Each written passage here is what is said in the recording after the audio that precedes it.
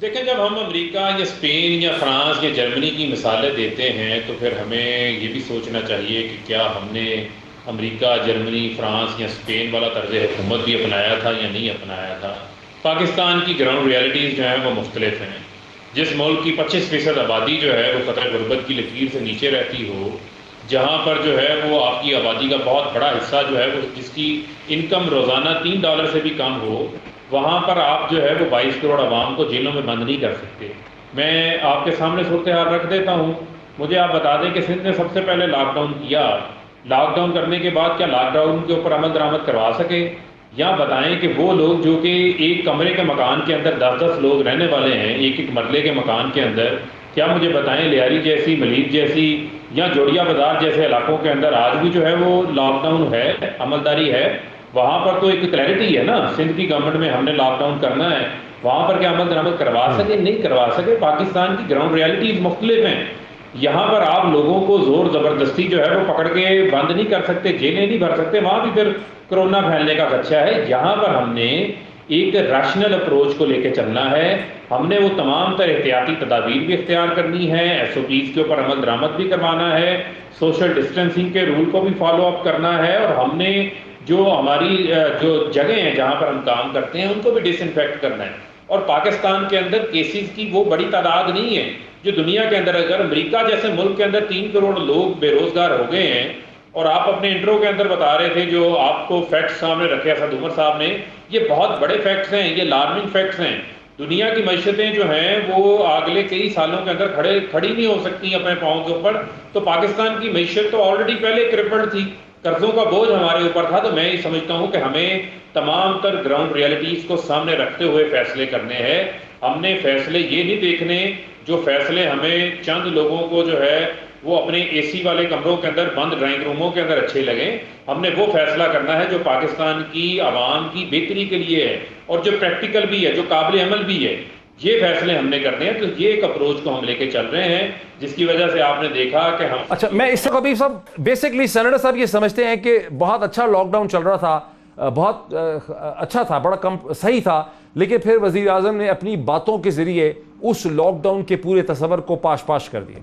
کیوں کیا وزیر اعظم نے ایسا؟ دیکھیں بات یہ ہے کہ ان کی اگر بات سنیں تو پھر تو وہ یہ کہتے ہیں کہ سونیاں ہو جن گلیاں میں کلہ رانجھا یار پھرے۔ دیکھیں معاملہ یہ ہے کہ ہم غریب کا چولہا نہیں بند کر سکتے، بات ہے آپ کی سوچ کی اور احساس کی اور ذمہ داری کی۔ ان کی ذمہ داری نہیں ہے۔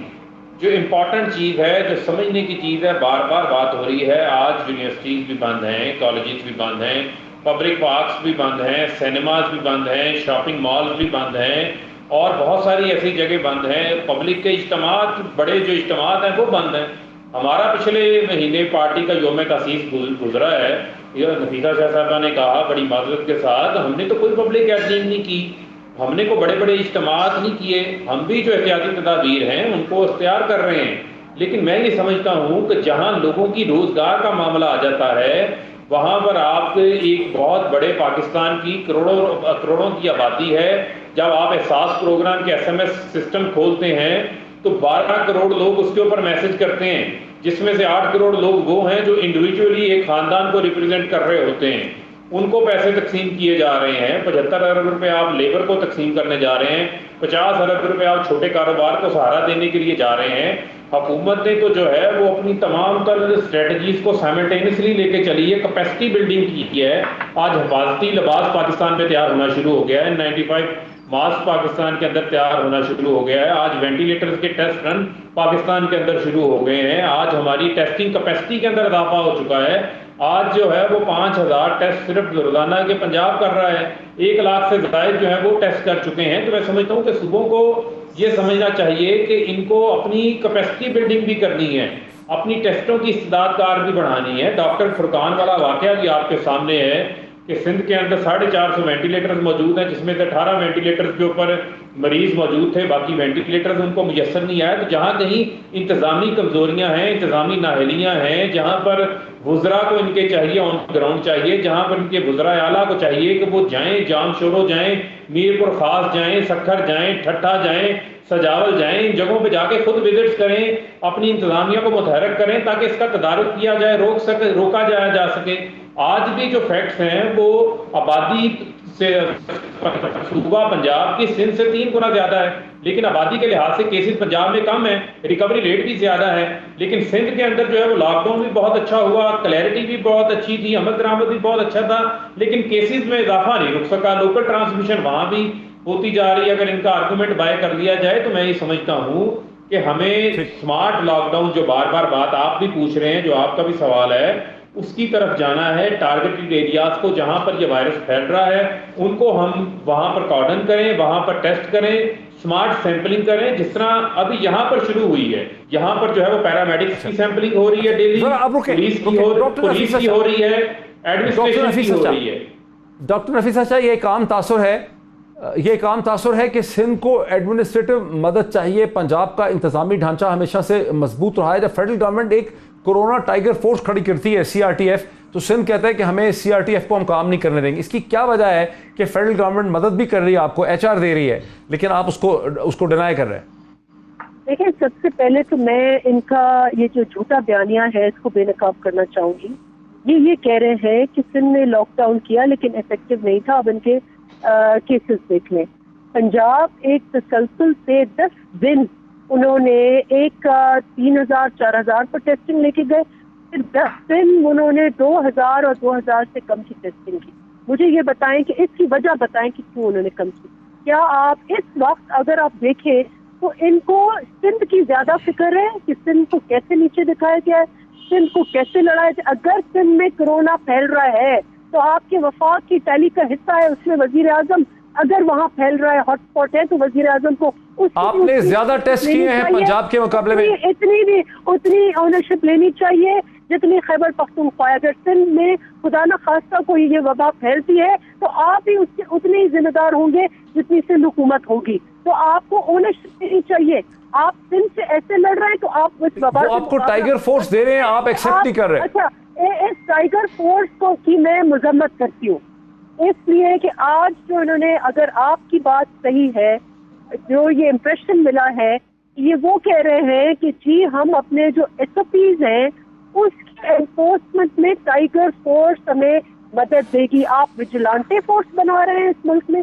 اس ملک کی فوج ختم ہو گئی ہے، اس ملک کی پولیس ختم ہو گئی ہے، اس ملک کے ادارے اور سول ڈیفنس ختم ہو گئی ہے کہ آپ اپنا ایک وائلڈ قسم کا فورس برطانیہ میں بھی بنائی انہوں نے، برٹن میں 2.5 لاکھ کی وجیلانٹے فورس بنائی ہے انہوں نے، کورونا فورس۔ جی، وجیلانٹے فورس کا یہ کام ہے کہ آپ لوگوں کو چیک کریں کہ SOPs آبزرو ہو رہے ہیں یا نہیں ہو رہے۔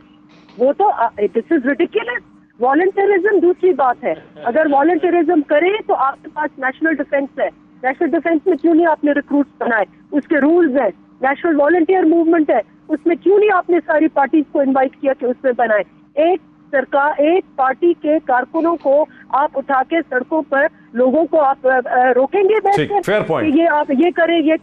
Fair point. فرق حبیب صاحب، اینڈ اس کے خلاف حبیب صاحب، پیپلز پارٹی سمجھتی ہے کہ وجیلانٹزم ہے، ایک پارٹی اپنے کارکنوں کو سڑکوں پہ لائے گی انفورسمنٹ کرنے کے لیے، وجیلانٹزم ہے، خطرناک ہے۔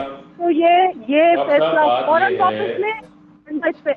جی فروخ ڈاکٹر صاحب مجھے ذرا جب ایکسپلین کر دیں۔ دیکھیں، بات یہ ہے کہ ہم ایک جنگ کی صورتحال کے اندر، جب ایک جنگ کی صورتحال کے اندر ہوتے ہیں تو آپ کے لوگ بھی اس چیز کا حصہ بنتے ہیں، آگے آتے ہیں۔ 10 لاکھ لوگ سامنے آئے ہیں، 50,000 سے زائد ڈاکٹر سامنے آئے ہیں، 1.5 لاکھ سے زائد سوشل ورکر سامنے آئے ہیں، انجینئر سامنے آئے ہیں۔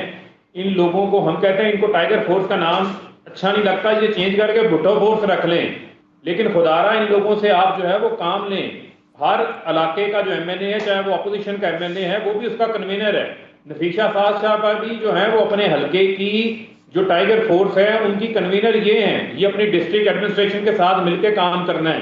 ان کو یوٹیلٹی سٹور کے اوپر کھڑا کریں، ان کو مساجدوں کے اوپر SOPs کے اوپر کھڑا کر سکتی ہیں آپ، ان کو دیگر ایڈمنسٹریشن کی ہیلپ کے لیے آپ کھڑا کر سکتے ہیں۔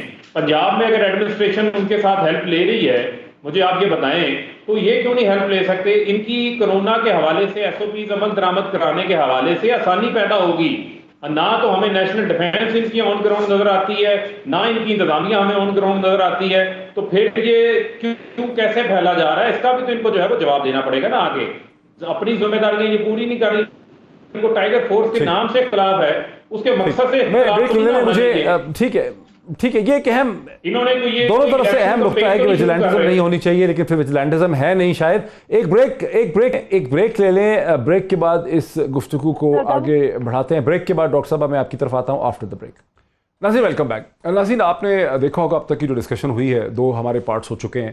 میرے ساتھ پاکستان پیپلز پارٹی کی رہنما ہیں، میرے ساتھ پی ٹی آئی کے ریپرزنٹیٹو ہیں ایم این اے فرق حبیب ہیں، میرے ساتھ سینیٹر جاوید عباسی صاحب ہیں پی ایم ایل این سے.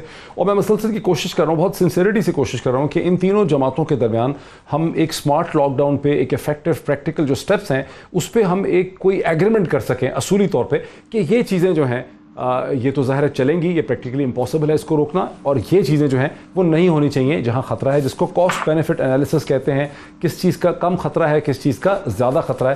لیکن کوئی کنسنسس ایمرج کر نہیں پا رہا، کوشش میں پھر بھی کر رہا ہوں. ڈاکٹر نفیسہ شاہ صاحبہ کوئی مدد آپ میری کر سکتی ہیں یہ کہہ کے کہ یہ نیگیٹو لسٹ ہے، یہ 4 چیزیں، یہ 5 چیزیں، جیسے میں کہہ سکتا ہوں اسکول نہیں کھل سکتے، کالج نہیں کھل سکتے، مدرسوں کو نہیں کھلنا چاہیے، شاپنگ مال کو نہیں کھلنا چاہیے، جمنیزیم کو نہیں کھلنا چاہیے، ابھی پبلک ٹرانسپورٹ جو ہے وہ خطرناک ہے، میرے خیال ہے مساجد بھی خطرناک ہیں. اس پہ کیا آپ ایڈ کر سکتی ہیں کہ کیا کھل سکتا ہے کیا نہیں کھل سکتا؟